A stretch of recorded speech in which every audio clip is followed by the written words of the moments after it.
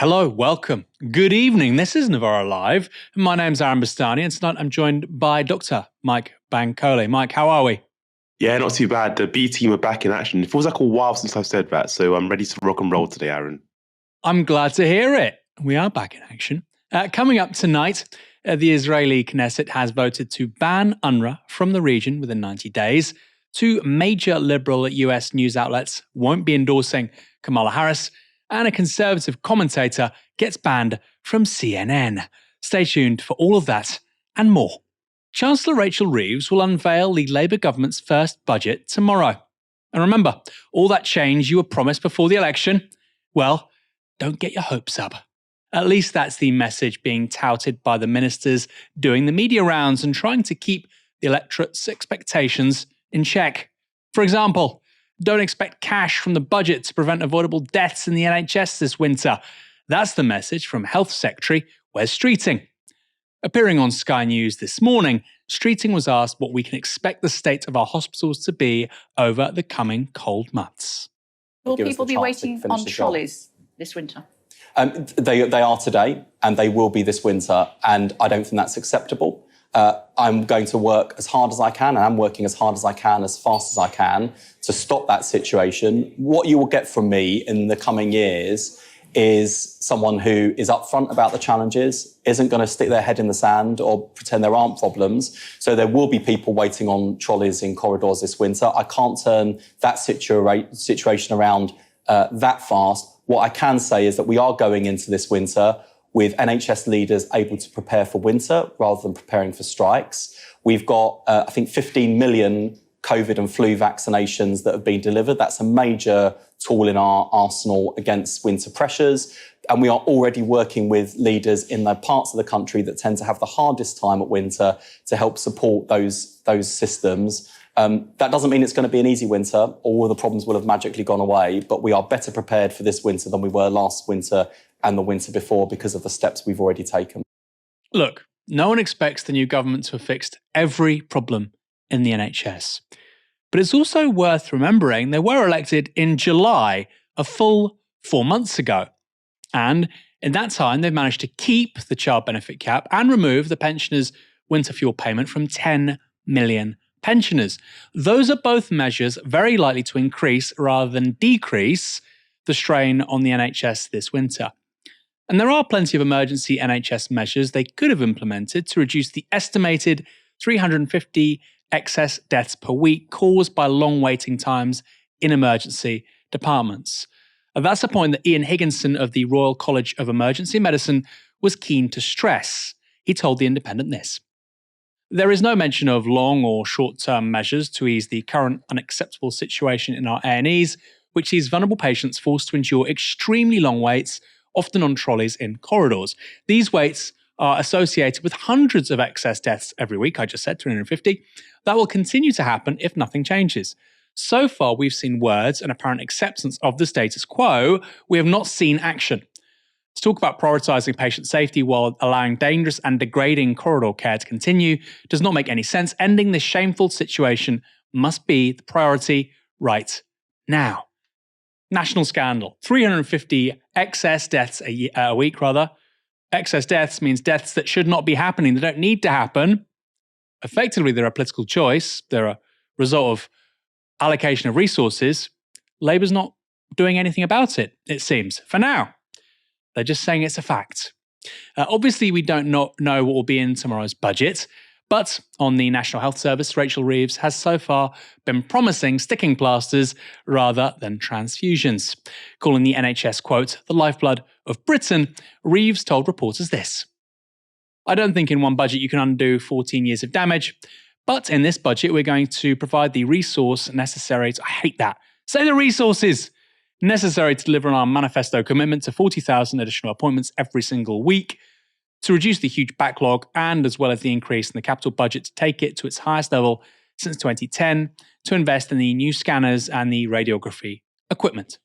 Reeves has so far allocated £1.8 billion to the NHS since July, and tomorrow's budget is expected to see a further £1.5 billion for those additional appointments and capital investment. There may, of course, be more. There may be a rabbit pulled out of a hat, But according to the Nuffield Trust, it will take a significant increase in the Department of Health's budget just to keep the NHS operating at its current and, let's be real, quite poor levels.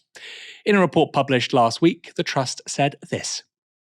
There is set to be a £4.8 billion unfunded shortfall in the NHS England revenue budget for 2024-25, raising the prospect that without further funding, service cuts may be inevitable. To fill this shortfall, the Chancellor will need to set out a real terms headline increase to DHSC's 23-24 revenue budget of at least 3.6% just to keep the NHS on an even keel, taking the total revenue budget for the department for the current financial year to £186.4 billion. Now, of course, that's partly because of an ageing population. That ain't going to change. Nobody's getting younger, sadly. The median age of this country is edging up. That, of course, means more money being spent on health and social care. And isn't it remarkable? 350 excess deaths a week. A week. Not a year. In corridors. This should be a national scandal. Imagine if there was a terror attack every month, which was killing 350 people. We would have evasive measures, I would hope, from the government. Now, of course, this is rather different. This isn't the result of hostile actions or evil or malevolence or violence. But a life being lost is a life being lost. And you would think this is a national emergency that the government should be trying to get on top of day one, week one, month one. But no, it seems they're reconciled to this just being a fact for a long time to come, and certainly this winter. Israel's assault on Gaza has displaced more than 1.9 million Palestinians in the Strip, and Israeli military action has killed over 43,000 Palestinians in the enclave and left more than 100,000 injured. Repeated blockades to aid mean that hunger is widespread, and the decimation of health services and interruption of water supplies has led to outbreaks of disease. But for Israeli lawmakers, it turns out that's not enough. Israel's parliament, the Knesset, yesterday voted to ban, yes, ban, the United Nations Relief and Works Agency for Palestine Refugees, also known as UNRWA, from the country. It also passed a second law declaring the agency a terror group and banning any contact between it and the Israeli state. UNRWA, which was founded in 1949, will now effectively be banned from carrying out any activity in the occupied territories, including Gaza. The legislation banning the organisation will come into effect within 90 days, and it was carried by 92 votes to 10 in the Knesset. In other words, it had broad cross-party parliamentary support, with those few voting against it being Arab and left-wing Jewish members. It's almost got universal consensus in Israeli politics. Now, the legislation follows repeated allegations by Israel that up to 10% of UNRWA workers in Gaza are members of Hamas or various other resistance groups. If true, that would amount to around 1,300 implicated UNRWA staff in the Gaza Strip. But Israel has repeatedly failed to provide any evidence to substantiate this claim to independent UN investigations. And after the vote carried, Israeli Prime Minister Benjamin Netanyahu was triumphant. He said this: UNRWA workers involved in terrorist activities against Israel must be held accountable, since avoiding a humanitarian crisis is also essential. Sustained humanitarian aid must remain available in Gaza now and in the future. In the 90 days before this legislation takes effect and after, we stand ready to work with our international partners to ensure Israel continues to facilitate humanitarian aid to civilians in Gaza in a way that does not threaten Israel's security. Absolutely remarkable, particularly when we know what's going on in the West Bank. A great deal of aid cannot get where it's meant to be going. Netanyahu's saying, please, let us do the same in Gaza. There won't be any problems. Israel's Knesset passed the law despite pressure from major backers, including the US and UK, to leave the agency intact. And even Israel's foreign ministry warned the government that there could be consequences for banning UNRWA, including expulsion from the UN for violating the UN Charter. Following the vote, UN Secretary General Antonio Guterres appeared to repeat that warning, saying this: if implemented, the laws adopted today by the Knesset of Israel would likely prevent UNRWA from continuing its essential work in the occupied Palestinian territory, with devastating consequences for Palestine refugees. I call on Israel to act consistently with its obligations under the Charter of the UN and international law. National legislation cannot alter those obligations. I'm bringing this matter to the attention of the UN General Assembly and will keep the Assembly closely informed as the situation develops. There is no alternative to UNRWA. Pretty strong words. UNRWA head Philippe Lazzarini warned that the ban will result in 650,000 Palestinian children losing access to education. That's a lot, over 600,000. And he called the move a collective punishment against the people of Gaza. In a statement, Prime Minister Keir Starmer said this: "The UK is gravely concerned at the UNRWA bills that Israel's Knesset has passed. This legislation risks making UNRWA's essential work for Palestinians impossible, jeopardizing the entire humanitarian response in Gaza and delivery of essential health and education services in the West Bank. Under its international obligations, Israel must ensure sufficient aid reaches civilians in Gaza. Only UNRWA can deliver humanitarian aid at the scale and pace needed." Gravely concerned. We're so gravely concerned. Please let us service your F-35s. We're so gravely concerned. Please let us defend your airspace along with the US Air Force. We're so concerned. This is awful. Scramble the jets to help them. They just invaded Lebanon. Defend their airspace. Gravely concerned. Extraordinary. Meanwhile, the US State Department had this response to the new Israeli laws. Implementing the legislation risks catastrophe for the more than 3 million Palestinians who rely on UNRWA for essential services, including healthcare and primary and secondary education. We urge the government of Israel to pause and further consider implementation of this legislation to ensure UNRWA can effectively carry out its mission and facilitate humanitarian assistance. Now, interestingly, US law prevents Washington from transferring weapons to countries that block, guess what? The delivery of humanitarian assistance. Of course, Israel has given itself 90 days before UNRWA is banned to find its own way of delivering or not delivering aid to the Palestinians in Gaza. What that means is that in 90 days, without an independent UN agency to oversee the delivery of aid, medicine and supplies to Gaza, Palestinians in the enclave will be completely at the mercy of Israel for their survival. Mike, this is an extraordinary story. There's a hell of a lot of laws that have come out of Israel over the last 20 years, that have made people's jaws drop. But this is so in contravention of international law, it defies belief. And this is an organization, let's be clear, that has been around since 1949. It is central in providing Palestinians access to basic services. By taking it on like this, by designating it as a terrorist organization, does that bolster arguments that this is a genocidal war? And secondly, Britain is funding UNRWA. So, according to Benjamin Netanyahu, Britain is funding a terrorist organization, and yet Keir Starmer gives Netanyahu his unwavering support. So 2 questions there. Does this bolster those arguments about genocide? And why is Britain so utterly ridiculous when it comes to Israel? I think it does boost those claims that genocide is happening. I think this is a shift that's happening for a lot of people. Even some scholars who maybe at the start of this might have been a bit reluctant to claim this was genocide.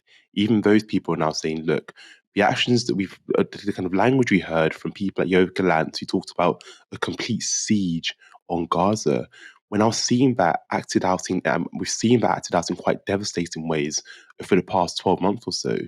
43,000 people, according to kind of modest estimates, have been killed in Gaza. We know that 2.3 million people are being starved. We know that there was a report by one of the UN's leading human rights experts that the entirety of northern Gazan civilization could be wiped out. So, I think most people, that consensus has shifted. And I think the reason Labour are in a bit of a pickle here is because you can't continue to have this position of Israel has the right to defend itself, and you're going to unilaterally, no matter what, back Israel, while Israel essentially claiming you're supporting and funding a terrorist organization. So how do those two things kind of marry up? Are you going to stop funding this organization then because Israel say it's a terrorist organization? Do you want to be on the bad side of Israel in that context, given you've essentially for the last 12 months or so bent the knee to Israel, unrelentingly, with literally no kind of stopping. Like, there's been this unrelenting backing of Israel. So I think Labour are getting pushed into a corner where they have to actually at some point take more decisive action. And even when you think of people like David Lamb, right? So Zara Sultana asked this question, I think 2 days ago, which essentially frames what's going on in Gaza, as we would all frame it on the left, and most of us at this current moment in time would frame it as genocide. And I think he says the word genocide wasn't appropriate because millions haven't been killed, but genocide isn't about the scale in terms of millions need to be killed, otherwise it's not genocide if millions haven't been killed. It's about the intent. And what we are seeing is this intent in the language being used by Israeli politicians, by Israeli cabinet members, by senior leaders in Israel. We're seeing it being acted out in Gaza. We're seeing reports not just by cranky left-wing lawyers or journalists. We're seeing reports by the UN. We're seeing the ICJ say genocide was plausible. So this consensus is beginning to shift and shift and shift. So Labour are now occupying this really shaky territory where I think they're going to have to make a decision soon. You're either going to go all in and defend Israel no matter what, and back Israel no matter what, or you're going to have to begin to take a more principled stance, because the current territory they're occupying is becoming less and less tenable, because so many organizations are beginning to understand what is going on in Gaza is genocide. And rightly so, right? The numbers, the intent, the scale all point to genocide. Even recently, kind of one of the leading UN human rights experts, she presented a report to the Human Rights Council in the UN. And she noted that when it comes to the harm being caused physically and mentally to the population in Gaza, when it comes to the scale of the destruction being caused, we have met the threshold based on the intent for genocide. So again, there's a real shift in the consensus. And I ultimately think Labour can't, on one hand, can criticise Israel blocking kind of humanitarian aid reaching Gaza, while also say they're going to back Israel and we want to support Israel arms. There needs to be a principled stance adopted by Labour. Otherwise, they're going to continue to occupy this model position, which is, just frankly, idiotic and waste position and a waste of time. That's obviously nail on head, but I don't like to use this word. I know it's a word that's associated with the alt-right and so on, but it is it's the political equivalent of being a cuckold, right? You're literally, we in this country had the RAF defend Israeli airspace twice from Iran, twice. And now the Israeli Prime Minister is saying, not explicitly, but that's the implicit insinuation here, right? That we are funding a terrorist organization. British pilots risked their lives in April, right, to defend Israeli airspace, and the Prime Minister of Israel is now saying that the government of those pilots is funding terrorism, and not a single person in this country's political class has the balls to call that out. We are being bullied by a country of 10 million people, which we've helped, we've enabled, we've given it so much diplomatic and political support over the years, Israel. And they're saying we're funding a terrorist organization. And even now, the Prime Minister can't say anything. Even now, he has to pretend he's best friends with the ambassador, Sipi Hoteveli. What does it take? I mean, I'm being serious. What does it take? We look like morons. The taxpayer is now funding terrorists, because apparently UNRWA are terrorists, while our Air Force risk their lives. Does that make sense to you? Doesn't make sense to me. Now, Israel's ban on UNRWA, the international community's main lifeline to Palestinians in the occupied territories, including Gaza, comes at a time when Israel has stepped up its efforts to ethnically cleanse the north of the territory. Drone footage released by the Israeli military last week shows thousands of residents fleeing the Jabalia refugee camp as Israel continues to carry out a concentrated assault on the area. Around 100,000 Palestinians remain trapped in an area just 1.4 square kilometers in size and under repeated Israeli assault. And at the camp's Kamal Adwan hospital, only one medic remains after an Israeli raid that saw the military arrest 100 so-called terrorists. Today, even more carnage in the north of the enclave. An Israeli strike on a crowded apartment building in northern Gaza's Beit Lahia has killed at least 93 people, according to the territory's civil defense agency. 40 people reported to remain missing as survivors scrabbled under the rubble to rescue the injured. In images too graphic to be shown here, limbs can be seen poking out of collapsed masonry, while blood stains the ground. Just a few days ago, UN Human Rights Chief Volker Turk described Israel's conduct in northern Gaza like this. Today, one of the darkest moments of the Gaza conflict is unfolding in the north of the Strip. As we speak, the Israeli military is subjecting an entire population to bombing, siege, and starvation, as well as being forced to choose between mass displacement and being trapped in an active conflict zone. The bombing in North Gaza is non-stop. The Israeli military has ordered hundreds of thousands to move, with no guarantees of return. But there is no safe way to leave. The bombs continue to fall. The Israeli military is separating families and detaining many people, and people fleeing have been reportedly shot at. There is extremely limited access to this part of Gaza. Next to no aid has reached the area in weeks, with unlawful restrictions remaining, and many are now facing starvation. So that's the context. Relentless bombing, mass displacement, murder, starvation, in which Britain's Foreign Secretary David Lammy decided to engage in a little bit of semantic distraction in Parliament yesterday. It all began with a question from Conservative MP Nick Timothy. On other occasions recently, we've heard comments from the benches opposite that suggest that Israel is somehow conducting a war of annihilation, extermination, and of genocide. There is obviously much suffering in Gaza, and we all accept that, but this terminology is completely inappropriate, not accurate, and is repeated by the protesters and the lawbreakers who are intimidating British Jews, as we saw again this weekend. So will the Foreign Secretary take this opportunity to say that there is not a genocide occurring in the Middle East? These are quite properly legal terms that must be determined by international courts. But I do agree with the Honourable Gentleman. Those terms were largely used when millions of people lost their lives in crises like Rwanda,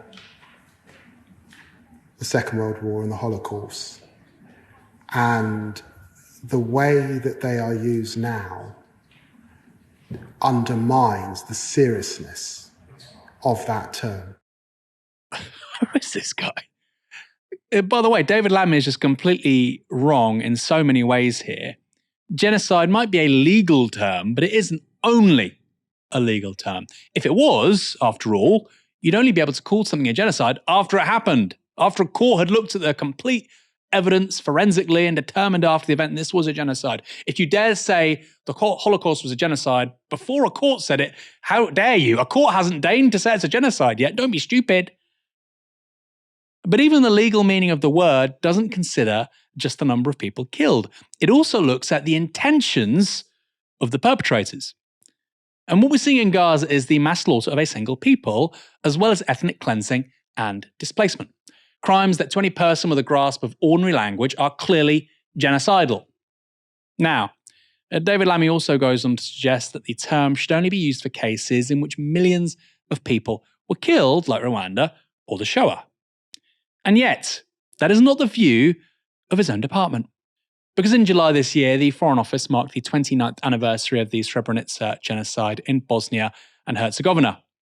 In that horrendous massacre, Serbian forces rounded up and executed more than 8,000 Bosniak Muslim boys and men. A further 30,000 women, girls, and older people were forcibly transferred and often abused. Both acts were found to have constituted genocide, and both are recognised by the UK government as such. Last year, the UK Foreign Office also acknowledged that acts of genocide were carried out by Daesh against the Kurdish-speaking Yazidi people in Iraq and Syria. Over a period of 3.5 years, Islamic State killed some 5,000 Yazidis and trafficked nearly 10,000 women and children while forcing conversions to Islam. 500,000 or more Yazidis were displaced by the campaign, around 70% of their global population. But neither the Yazidi nor the Srebrenica genocides meet David Lammy's new conditions for genocide. That has to be millions of people, remember, which seem designed simply to exclude Israel from being accused of carrying one out. According to Lamy, calling what happened to the Yazidi people or the people of Srebrenica genocide, as our own government does, by the way, undermines the meaning of the word. It turns out Lamy is also an amazing hypocrite. In March last year, he pledged to declare China's treatment of the Uyghurs a genocide if Labour won power. Well, Labour did win power. And just 2 weeks ago, Lamy suddenly rolled back on his claim that China's treatment of the Uyghurs amounted to a genocide. China is accused of imprisoning more than 1 million of the Muslim minority in Xinjiang and carrying out arbitrary arrests, forced labour, torture, and mass surveillance.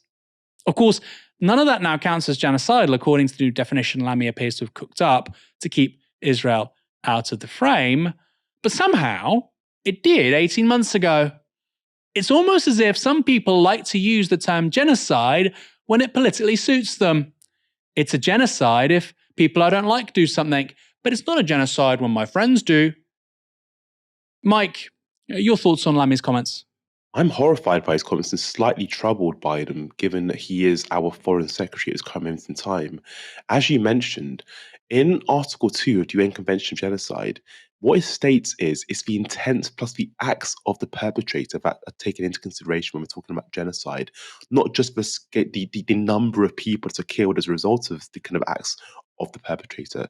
So it's a pretty flimsy defense of the idea that, oh, it's not genocide because not 1 million people have died. Like, that's a really flimsy excuse or kind of justification by our foreign secretary there, who is someone, by the way, with quite a strong legal background and someone who is... Lamy's not an idiot, to kind of put it mildly.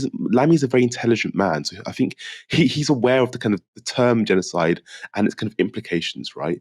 So that's the first thing. I found it deeply worrying, and I also found... So the question by Timothy there, he argues that essentially what's happening is, people on the opposing benches to him, so maybe like a Zara Sultana or like a Barabi Radi maybe, or people on the left who've constantly labelled this as genocide, are kind of fanning the flames of tension on the streets, right? So these words are being used by protesters who are then kind of causing chaos in the streets. And it's this attempt to present these pro-Palestine protests as these disruptive people who are causing damage in the streets, who are, fanning the flames of kind of racial tension in Britain, etc., right? And that's all a load of nonsense. I think it's not just that politicians are saying it, people are acting on this idea that, oh, it's genocide because Zara Sultana said it. No, there's a general consensus based on the acts committed by Israel, based on the rhetoric being used by leading officials in Israel, based on the reports by leading human rights institutions, by leading human rights experts, by leading scholars. All of this has come together to create the intellectual framework and the idea that genocide is being committed in Gaza. So no one's fanning the flames of tension, and it's not... This idea that these protesters, like people like you and I who are going to these protests, are kind of causing trouble because they're daring to claim Israel's committing genocide is a load of nonsense. And as you said, Lamy's definition of genocide, his new definition of genocide, would essentially mean genocide can only be called genocide when the kind of paperwork's been conducted and there's been some legal ruling, and that's never been how it's been decided, right? So I do think that it's worrying that our foreign secretary is adopting that position and doing so under the guise of this kind of... It's dangerous. And I think this is an attempt to kind of intellectually undermine the arguments being made by some on the left. It's like, oh, they're misusing these really powerful terms, using these powerful terms for their own gain. But as you've quite clearly and eloquently highlighted there, Aaron, he's doing the same thing. Literally, David Lammy is a hypocrite, and we know this. So, yeah, I was deeply worried by his terms, and I think they're frankly wrong. And I do think, as I mentioned earlier, the consensus is shifting, right? 43,000 people, again, this is a modest estimate, but according to these modest estimates, 43,000 people have been killed in Gaza. 2.3 million people have been starved. We've seen the targeting of hospitals. We've seen attempts to limit the birth rate in Gaza. This all, to me and to many others, amounts to genocide, right? And we are seeing millions of people be displaced as well. So the evidence is mounting in favor of the argument of genocide. We're seeing the rhetoric of leading politicians being acted out in devastating ways. And I ultimately think, and the final point I'd make here, is history will not reflect kindly on the likes of Timothy, the likes of Lammy, the likes of anyone who's essentially in this moment in time seeing the devastation we're witnessing on a daily basis, trying to minimize what's going on and saying this is not genocide. There's some suffering. It's really sad, but this is not genocide. History is not going to reflect kindly on those people at all, because what history will say is what all of us on the left and people who are on this kind of pro-Palestine corner have been saying. History will say what happened was genocide was committed. I'm pretty sure of that. I'm inclined to agree with you. Just to add a bit more historic context, as I understand it, I think the first documented modern genocide was the Tasmanian genocide. Of course, that was by European settlers, primarily English settlers. I think actually English settlers. And that was nowhere near the millions. One of the first real documented genocides of the 20th century was of the Herero by Imperial Germany in Namibia. That was maximum 100,000 people. So this new David Lammy school of thought when it comes to genocides would basically mean that I think most documented genocides in history would no longer be genocides. New definition of genocide just dropped. Just so we can defend Israel. That's it. We'll rewrite history, rewrite our definitions, the meaning of words, just so we can defend Israel. Israel is calling us as a country guilty of, implicitly, as I've said already, implicitly guilty of funding terrorism. Don't worry, we'll still service the F-35s. We'll still rewrite the whole of history, just so you guys don't feel uncomfortable. We do have a super chat from you wonderful people out there. 2,100 of you watching. Tim Bunce with £1.99. Novara Media and viewers are so cool. Thanks again. I think you're cool, Tim. And for others watching, let us know what you think. Use the super chat. We've got 2,100 watching, as I say. If you like what we're doing, if you think this is the kind of thing that should be out there more often, that we deserve a bigger audience, support our work here at Novara Media. Go to novaramedia.com/support. Help us build a new media for different politics. The link to that is in the description below. We're going to have a really big 2025, I think. So much is going to be happening, particularly if a certain person wins the race for the Oval Office. And I want you to help us be that voice, shaping the political debate, particularly in Britain, but elsewhere too, in a more positive direction. Be a part of that. Go to novaramedia.com/support. The Washington Post is one of the most prestigious media brands in the United States. Until this week, it had been the third largest daily newspaper in the US by circulation, coming in behind the New York Times and Wall Street Journal. And it's won 76 Pulitzer Prizes for its journalism. It broke the Watergate scandal and published the Pentagon Papers, the beginning of the end for US involvement in Vietnam.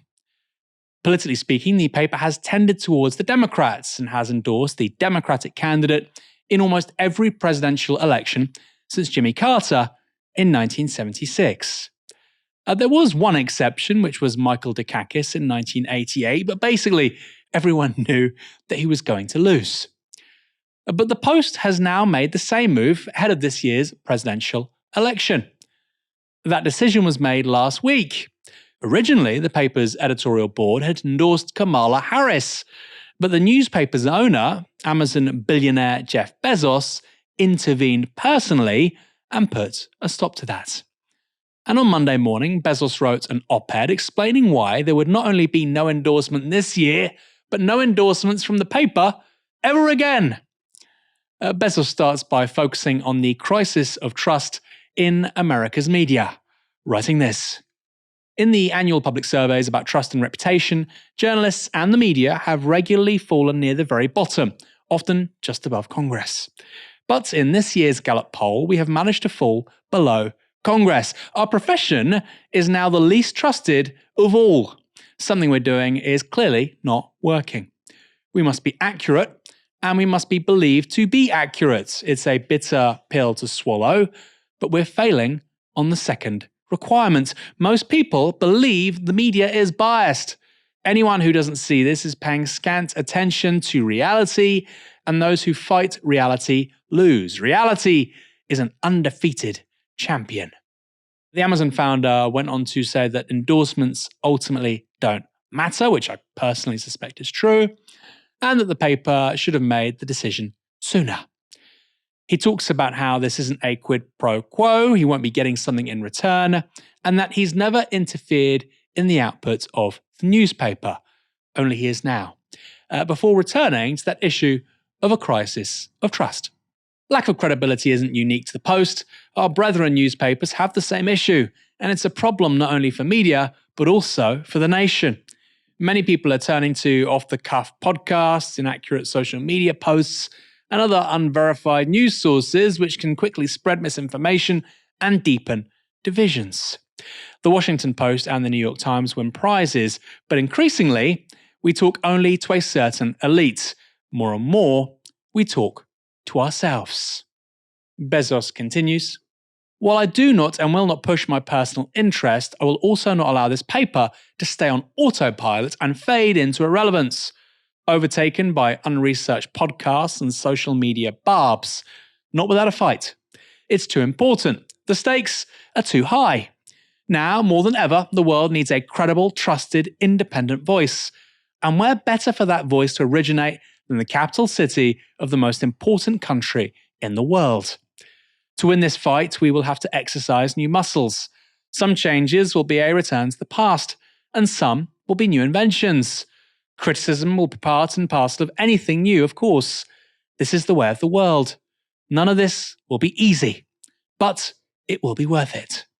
Now, if you wanted to be sympathetic, I can see how you might agree with a lot of what's just been written there. But step back for a moment.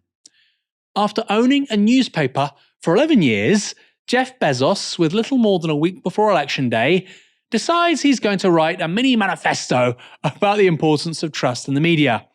And that's after he chooses to go over the head of his paper's editorial board, a board which has been under him for more than a decade.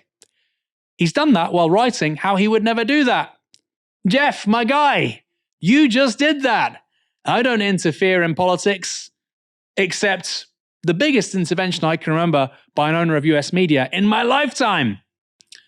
In any case, Bezos' cat-handed op-ed had an immediate impact on the Washington Post's bottom line, with the NPR reporting that the paper lost 200,000 subscribers by noon of that same day. That's 8% of all its subscribers in one morning.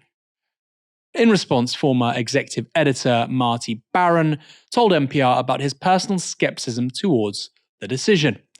In the article, he says this: "If this decision had been made 3 years ago, 2 years ago, maybe even a year ago, that would have been fine. It's certainly a reasonable decision, but this was made within a couple of weeks of the election, and there was no substantive, serious deliberation with the editorial board of the paper. It was clearly made for other reasons, not for reasons of high principle."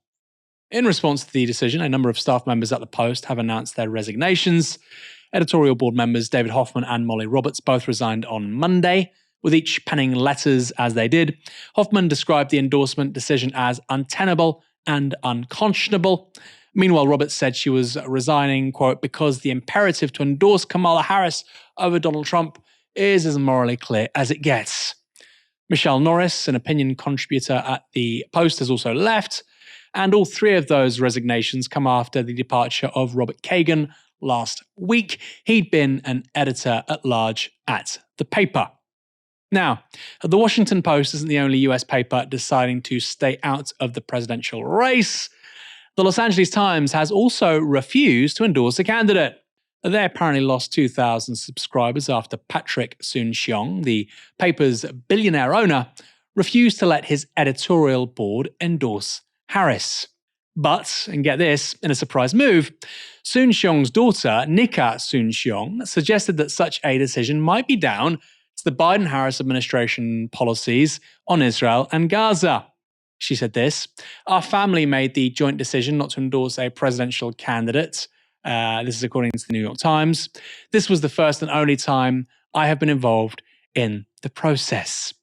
Ms. Soon-Shiong, who has no formal role at the paper, proceeded to say this: "As a citizen of a country openly financing genocide and as a family that experienced South African apartheid, the endorsement was an opportunity to repudiate justifications for the widespread targeting of journalists and the ongoing war on children." Her father, Patrick Soon-Shiong, publicly denied the connection and said his daughter had no role over editorial policies and did not hold a position at the LA Times. Very strange story. Just to reiterate, she's 31. This is not a teenage kid. This is a 31-year-old woman. Mike, what do you make of all this? And why has Jeff Bezos made this decision now? I think Bezos' decision is an act of cowardice, right? I think what the polls are saying at the moment is it's a very tight race. So I think Trump, obviously, when it was Trump versus Biden, that was a very clear, Trump was going to beat Biden. Harris has come in, has been a big boost. Harris has made it a very competitive race to the point now where we're in a position where it's really, really tight. And really, if you're a betting man, you'd really struggle to place your money on either candidate because it could go either way. That's how tight it is. I think most people might say Trump has a slight edge. And I think what's happened here is Bezos, with the fear that Trump could once again become president, he fears that endorsing Harris, as the Post have done in the past, they've always been supportive of Democrats, certainly in recent years. I think he fears that doing so again would be a problem for him and his interests, given that, Trump is a Republican, right? Trump, and that would be a real problem for him. So I think this isn't about, protecting the media and this idea of neutrality. Trump, let's be absolutely clear, Bezos is a billionaire with loads of vested interest in the outcome of this election, right? So he's not acting in neutrality in many ways. His decision to be neutral is a political choice. He wants to sit on the fence in hoping that his interests are protected by doing so. So I think he, in many ways as well, I find it frankly insulting that he is distilled a problem of lack of trust in media to the media being partisan, as if that's the only issue in media. I think what some people have an issue with when it comes to media is the media failing to hold people like Donald Trump to account. Is the media failing to hold corporate companies to account? Is the media failing to report effectively, reports with facts, with evidence? Those are the issues people have with the media. It's not just the media's too partisan. Let's be absolutely clear. That's a complete simplification of a really complex issue, right? Is that the media can be sensationalist at times. If the media has failed to hold Israel accountable on its genocide, so many issues arise with kind of lack of trust in media, not just it's too partisan. So I think that's an absolute cop-out. And I think in this context, neutrality isn't this kind of, I'm doing so for the sake of the people. This is a deliberate decision to protect his interests. And I think it's a pure act of cowardice. And what I would say is the Post in the past have been really strong on Donald Trump in the past. They condemned him for the Capitol Hill riots. They condemned him as a threat to democracy. And I think in this moment when US democracy is at threat, I believe, I think Trump would represent a significant threat to US democracy and to so many other issues like the environment and obviously the war in Gaza. So many issues would be under real threat in terms of a more aggressive direction on those issues if Trump was to enter office. In that context, Bezos deciding to kind of bend the knee to this autocratic leader that might come into power is, to me, one of the biggest acts of cowardice by a kind of a leading kind of billionaire I've ever seen, really. So I think he should hang his head in shame that he's placed his interest over the kind of future of American democracy. And what I would say is, yes, it's not that his kind of endorsement would have shifted the needle, and all of a sudden we're saying, Harris she's gonna come home now. She's on the home straight. She's gonna win. But I think it was significant in terms of the Washington Post's kind of decision and their position on this issue, and also just instinctively and kind of morally where he stands on things and where he wants to take things moving forward. So this kind of idea of neutrality is a complete load of nonsense. It's about his interests and his interests alone, and that's how I see it. I think that's right. It is complicated. There are parts of that op-ed, by the way, which I very much agree with. But the biggest problem in American media is the fact that an outlet like the Washington Post is owned by Jeff Bezos. That's the biggest problem. Now, of course, Bezos would say, well, if I didn't own it, then it would go bust. That's the problem. We have Elon Musk, who is the wealthiest person in the world. Remember, the sums that we're talking about here. Elon Musk is worth $250 billion US. He owns a social media platform. He's using it very clearly as a campaigning tool right now. The other day you had Beyonce endorse Kamala Harris. I didn't know. It happened, then like a day later I found out, right? But somebody doing stand-up for Trump becomes like a sensational story. I think that's partly because of how the algorithm's working. It's a slop factory to promote one side. So that's the wealthiest person in the world backing Trump. Jeff Bezos, the third wealthiest person in the world, owns a paper. And he's recusing that paper from making a judgment that its editorial board wanted to make. Right? It's one thing for the editorial board to say, we're not endorsing somebody. It's another for the owner to say to the editorial board, nope, not happening. 1 or 2 weeks before the election. Shocking. And of course, there are huge conflicts of interest here. Amazon Web Services, provide web services, huge company, have a $10 billion contract with the NSA. Blue Origin, his space transportation company, has a contract with NASA. I could go on and on and on and on. We're talking about tens of billions of dollars worth of contracts, which are up for grabs. And he doesn't want those to be damaged. Would be my read on this, right? Why in this election? Why now? Because, trust in the media didn't just become a problem yesterday. And you're talking about a business that he's owned for more than a decade. He's made this decision over the heads of so many people. He's lost staff members. They've lost 8% of their subscribers in one morning. I think he's probably looking at that as a minor downside compared to his paper endorsing Harris and him subsequently losing a lot of money. And let's be real, Elon Musk has got lots of other people in his sights. It suits Elon Musk to exaggerate the extent of legacy media failure. I love calling out legacy media. It suits Elon Musk, for instance, to say that YouTube is downgrading the Joe Rogan podcast. Why? Because then it gets posted on X. It suits him to attack Jeff Bezos when the time comes because he has a space transportation company called SpaceX. Give me those contracts, not Blue Origin. So Jeff Bezos, I think, probably is looking at his own private personal interests and making an assessment. By the way, I understand it. It's quite rational. He's taken a step back and he says, you know what? It's not worth it. And he's rightly said, endorsements don't make a difference anyway. Probably true. Probably true. What makes a difference, though, is that the owner and the world's third wealthiest person can dictate the political line of a media outlet they own. That does matter. Medhi Hasan has faced down a shocking display of overt racism during a CNN roundtable. He was debating conservative commentator Ryan Gadurski on Trump's now infamous Madison Square Garden rally when this happened.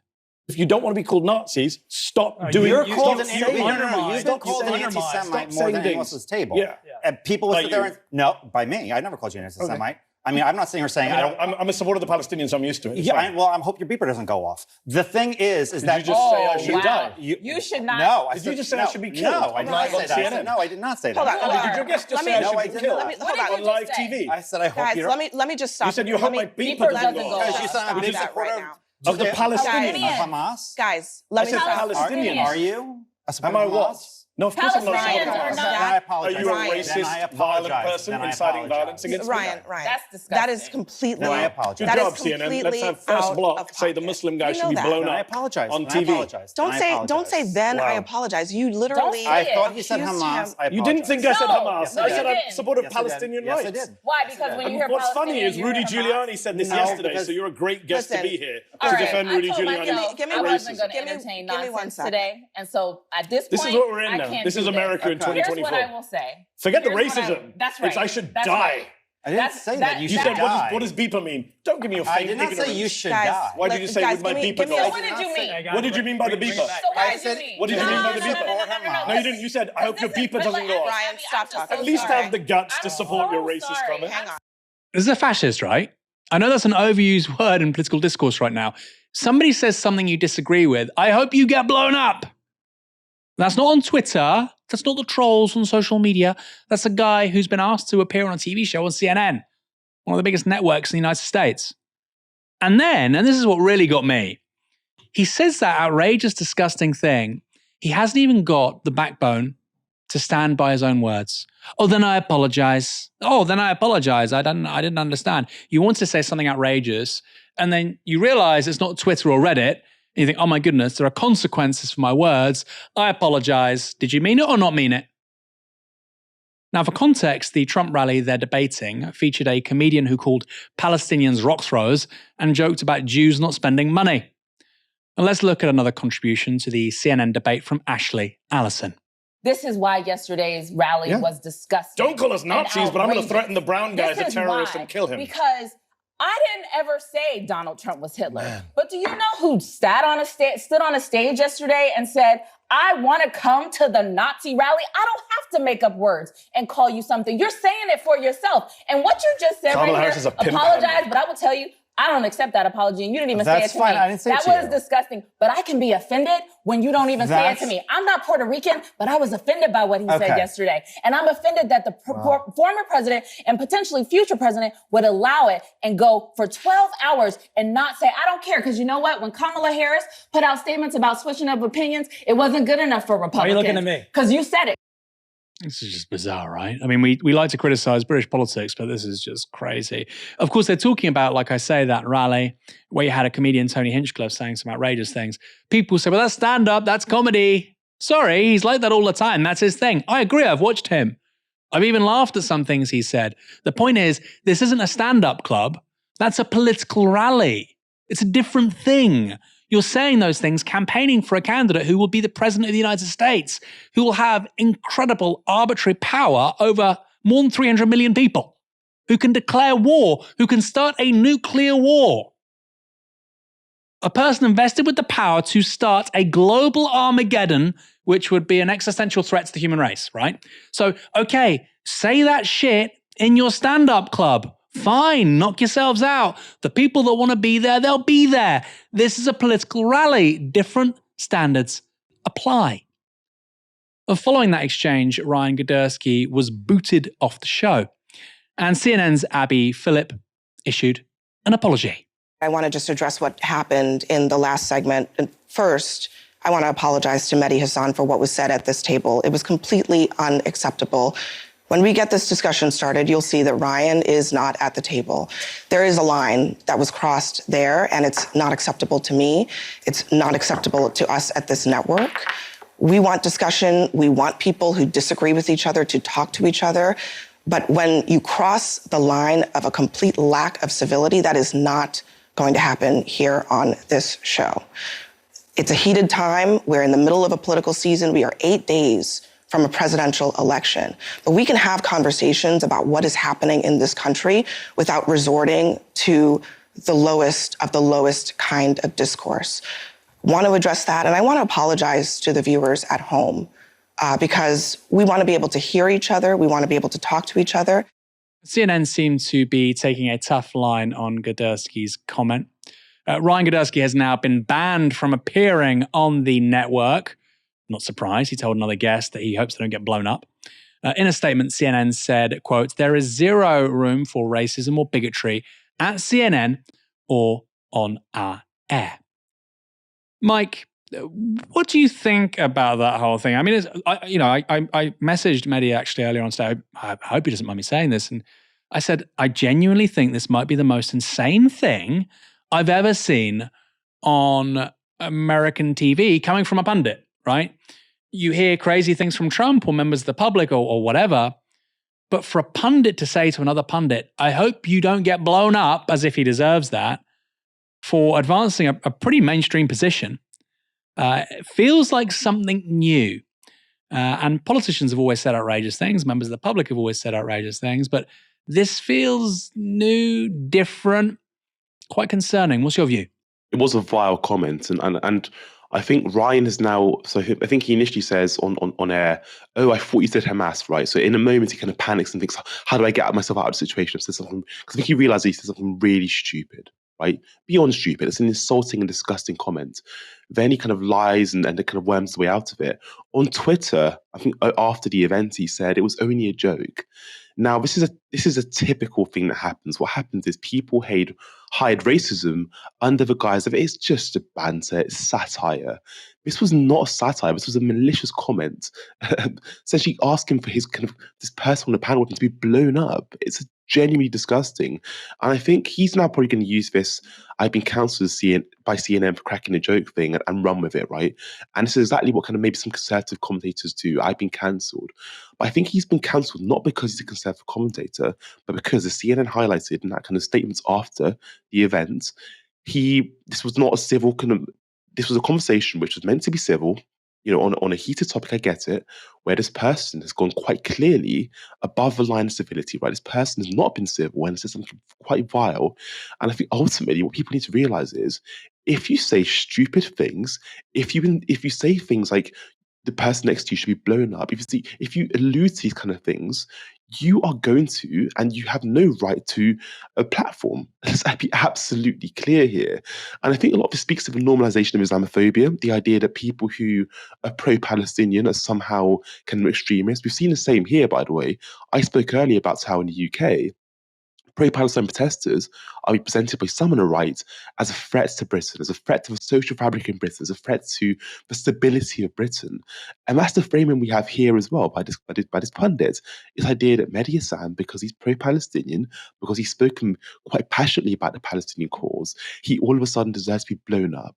Right, so this idea that people who hold that position are extremists is so mainstream, and we need to really push back against it. So it wasn't a joke; it was a vile comment, and even if it was a joke, I think this idea of hiding racism under satire is a deliberate ploy that some people use, and it's like, if you speak out against it, it's like, or if people kind of have a problem with it, it's, oh, you have thin skin, we can't joke, we can't say anything these days without being cancelled. It'll be that kind of rhetoric that's being used by these people. So no, it wasn't a joke, it was a stupid comment. And I think CNN have acted actually much more strongly than I would have thought they would have acted. It was a really strong approach. No longer on the show, we move on. And we're not going to give him a platform anymore. That's exactly how they should have handled it. And I think it's actually a really principled stance they've taken, and one I completely agree with. Yeah, it's hard actually to imagine the BBC. I don't think the BBC would do that. I mean, in real time, to actually say this is not acceptable. I think it would have been like a huge thing, and then you would have just sort of carried on and don't mention anything. For his part, Kadersky seems to be doubling down, although he was saying mixed things in the actual studio. He said this on Twitter. You can stay on CNN if you falsely call every Republican a Nazi and have taken money from Gatta-funded media.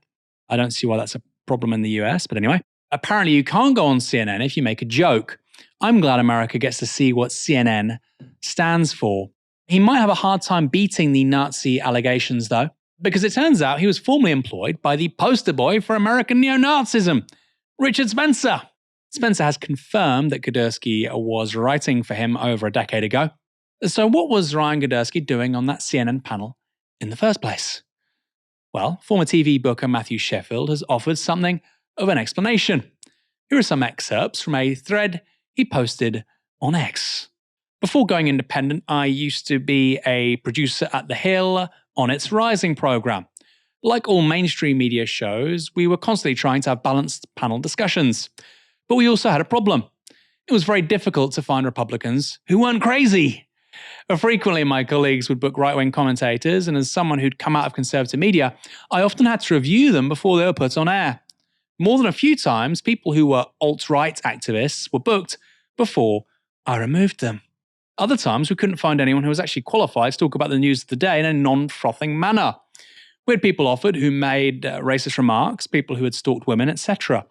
The Republican media, meanwhile, make zero attempts at balance. The biggest beneficiaries of affirmative action in media are Republican commentators. The MSM are desperate to find any who can engage in civil dialogue without filibustering or collapsing into bigoted rants. This is why you often see the same Republicans everywhere. I also just want to go back to my point with this person. I was going to call him a gentleman. He's obviously not. Kadersky. He says one thing, outrageous thing on CNN in real time. He sees the response. Oh my God, no, I didn't say that. I didn't say that. I'm sorry. By the way, his Twitter bio says Catholic. In Catholicism, when you ask forgiveness, it's a serious thing. You don't just say it willy-nilly. I'm sorry. Oh, you don't mean that thing? Okay, fine. And then he goes on X and says something completely different. Is this an adult? I don't want to gender this whole debacle, but man up. If you believe something, stick by your words, man.